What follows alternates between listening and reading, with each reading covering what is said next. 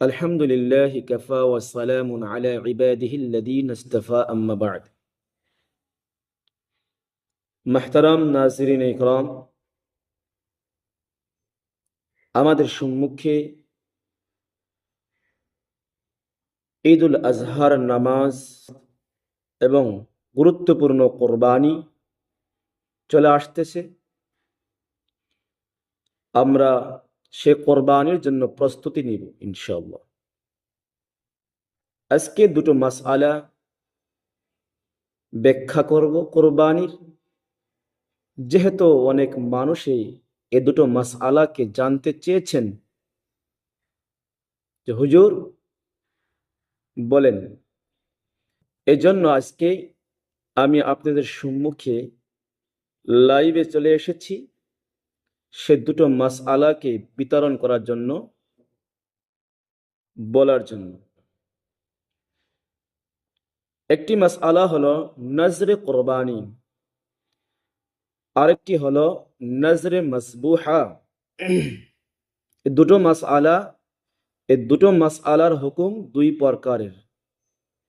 নজরে কোরবানি, যদি কোনো মানুষে মান্নত অথবা নজর মেনেছেন যে এই পশুটাকে আমি কোরবানি করব, যদি আল্লাহ আমাকে বাঁচিয়ে রাখে তে আল্লাহর রাস্তার মধ্যে কোরবানি করব।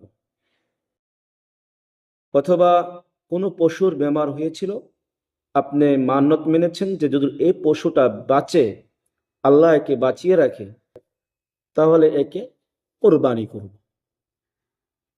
একে বলা হয় নজরে কোরবানি। আর নজরে মাসবুহা বলা হয় একটি প্রাণী, পশুকে আপনি মান্নত মেনেছেন যে এই পশুটাকে আমি মান্নত মানলাম, এটাকে জবাহ করে ফকির মিসকিনকে বিতরণ করে দেব, অথবা আপনি বলেছেন যে জানের বদলা আমি জান দিব, এমন পশুকে বলা হয় নজরে মাসবুহা।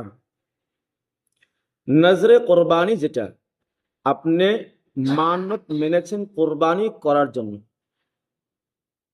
এই পশুটার মাংস যিনি নজর মেনেছে, মান্নত মেনেছেন, সাহেবে মান্নত, সাহেবে নাজির কোরবানি করার সে পশুর মাংস খেতে পারবে, কোনো অসুবিধা নেই। গরিব মিসকিন ফকির ধনী সবাই খেতে পারবে। আর নজরে মাসবুহা যেটি প্রাণী আপনি জবাই করেছেন, আপনি মান্নত মেনেছিলেন যেটা জানের বদলা জান দিব, সে নজরে মাসবুহা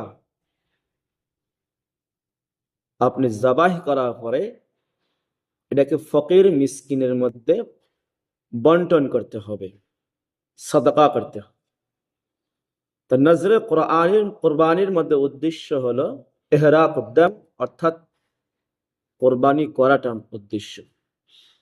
আর নজরে মাসবুহার মধ্যে উদ্দেশ্য হয়ে থাকে যে প্রাণীটাকে জবাই করার পরে তার মাংসগুলো ফকির মিসকিনের মধ্যে বন্টন করে দেওয়া।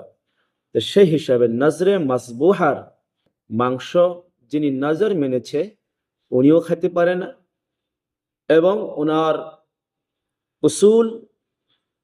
উসুল এবং ওনার ফুরু খেতে পারে না, এবং ধনী মানুষ যারা তারা খেতে পারে না।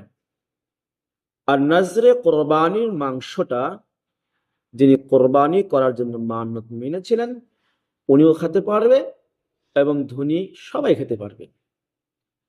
আশা করি মাসআলা দুটো বুঝেছেন।